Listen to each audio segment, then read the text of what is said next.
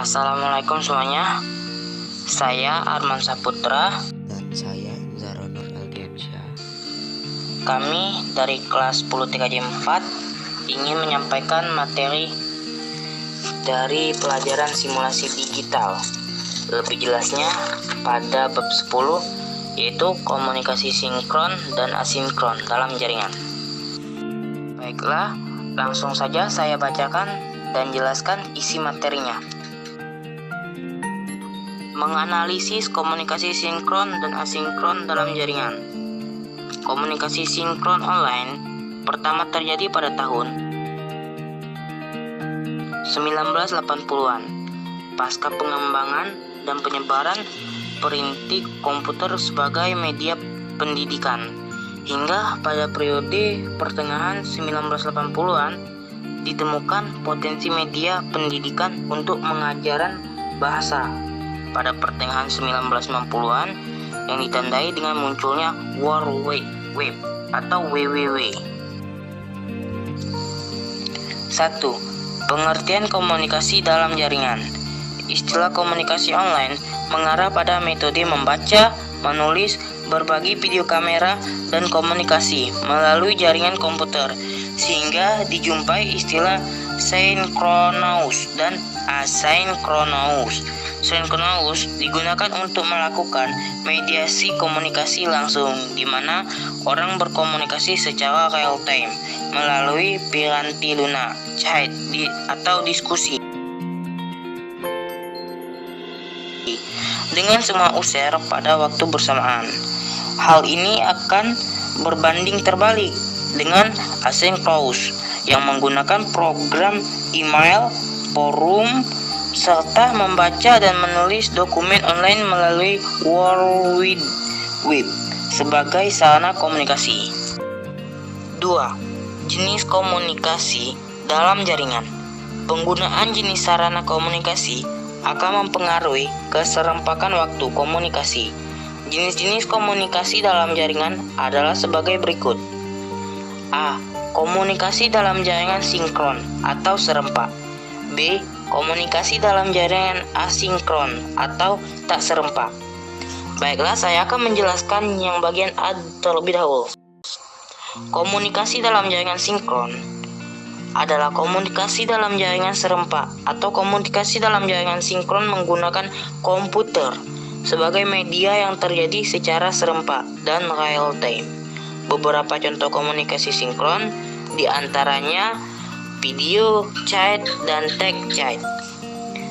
Sementara komunikasi dalam jaringan asinkron atau tak serempak, bentuk-bentuk komunikasi dalam jaringan asinkron antara lain email, forum, rekaman simulasi visual, serta membaca dan menulis dokumen dalam jaringan melalui World Wide Web.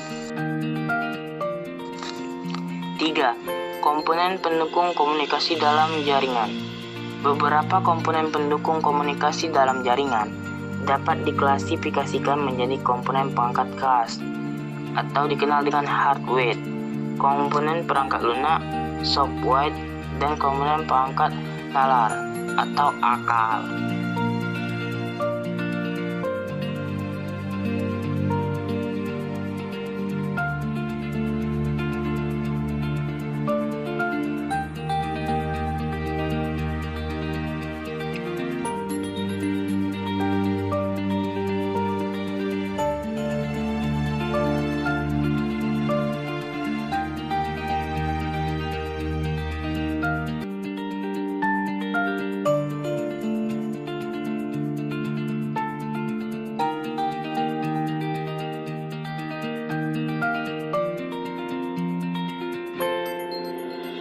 Memerlukan perangkat khusus, terlalu banyak informasi yang tidak penting, dan seringkali terjadi pada tempat dan waktu yang tidak tepat, sehingga dapat menunda hal yang lain, bahkan membahayakan orang lain maupun diri sendiri. 1. Penerapan komunikasi sinkron dalam jaringan. Komunikasi langsung atau sinkronus identik dengan komputer memediasi komunikasi langsung, di mana orang saling berkomunikasi secara real time melalui perangkat lunak chat atau diskusi dengan semua peserta komputer pada waktu yang sama. Bentuk dari komunikasi langsung dapat berupa teks chat dan video chat atau kombinasi keduanya. Komunikasi langsung diantaranya sebagai berikut. A. Penggunaan Google. Google adalah special network baru yang dibuat oleh Google dan dengan sangat cepat menjadi amat populer. Dalam beberapa minggu setelah peluncuran, Google telah memiliki lebih dari 10 juta user dan angka ini terus berkembang. Meski demikian, Google masih relatif sepi jika dibandingkan dengan Facebook atau sosial network lain seperti Twitter, sehingga jarang ditemukan teman di sana. Syarat pertama dalam penggunaan Google adalah memiliki alamat email Google. B. Google Hangouts. Google Hangouts adalah sebuah layanan terbaru dari Google yang berbentuk jaringan sosial yang mirip dengan Skype atau Facebook, tetapi mempunyai banyak fitur, diantaranya fitur lingkaran, yaitu sebuah fitur untuk mengelompokkan user kenalan pengguna dan terhubung ke fitur Google umum lainnya seperti Google Doc atau Drive.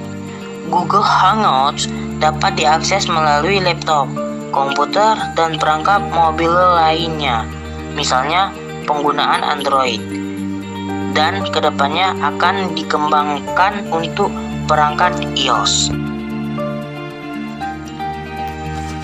2. Penerapan komunikasi asinkron dalam jaringan. Email dapat dibagi dua, yaitu email gratis dan email prabayar. Email gratis identik dengan kegiatan surat menyurat melalui jaringan internet tanpa mengeluarkan biaya dalam pengirimannya, kecuali biaya pembayaran sambungan internet. Namun, terdapat perkecualian seperti pengiriman surat elektronik ke telepon genggam. Kadang pembayarannya ditagih per pengiriman. Email prabayar identik dengan kegiatan surat menyurat melalui jaringan internet yang dikenai biaya tambahan. Pengguna diwajibkan membayar sejumlah uang untuk berlangganan email dengan fitur yang tidak didapatkan pada email gratis. A. Share engine Google. Google yang awalnya berkecimpung dalam pengembangan mesin pencari di internet, kini dapat perkembangannya, Google telah merambah ke dalam beberapa bidang, diantaranya sebagai berikut. 1. Halaman kostum terkemuka. 2. Sistem manajemen feed terkemuka. 3. Jaringan iklan terdistribusi besar. 4. Situs hosting konten video terbesar. 5. Layanan sosial networking yang luas. C. Menggunakan layanan Google Drive. Google Drive adalah layanan dari Google yang diluncurkan pada akhir April 2012, yaitu layanan untuk penyimpanan file di internet pada storage yang disediakan oleh Google. Dengan penyimpanan file di Google Drive, maka pemilik file dapat mengakses file tersebut kapanpun dan dimanapun dengan menggunakan komputer, laptop, tablet, ataupun smartphone. Baiklah, itulah materi yang dapat kami sampaikan dari pelajaran simulasi digital, yaitu bab 10 komunikasi sinkron dan asinkron dalam jaringan. Kami akhiri. Wassalamualaikum warahmatullahi wabarakatuh.